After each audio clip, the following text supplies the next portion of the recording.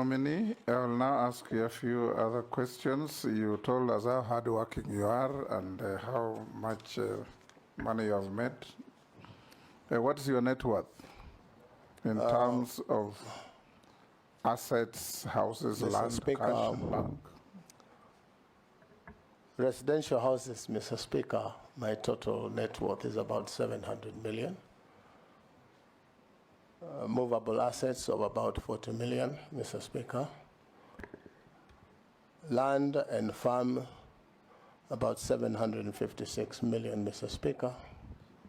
Cash and current assets of about 64 million, Mr. Speaker.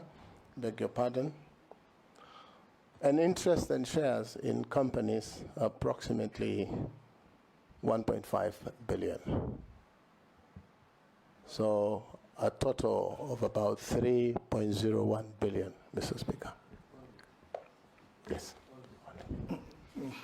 Conservatively, Mr. Speaker. Conservatively, you are worth over 3 billion.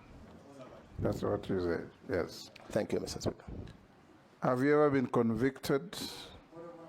Yes, Jeanette. Mr. Speaker, when I listened to the presentation on the issue of net worth, the nominee said he has a movable assets. I suspect that should be vehicles and such things. Yes, for Mr. 40 Speaker. million shillings. Yes, Mr. Speaker. Only? Conservatively, yes, sir. Yeah, I saw another vehicle that looks very ugly. I thought that alone is 40 million. The one that looks like something else on the road. You remember?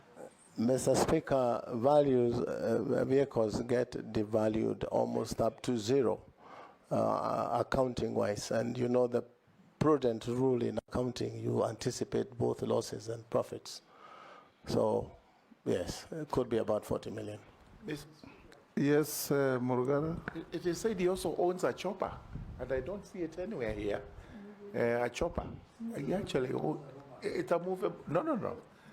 Mr. Speaker, it is true. I had one at some point when I was a young man.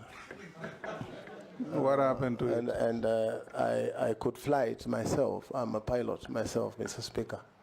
So when I couldn't fly as much, I decided to let it go. You sold it? Yes, I sold it. So it's part of the 3.06 billion. Yes, it's part.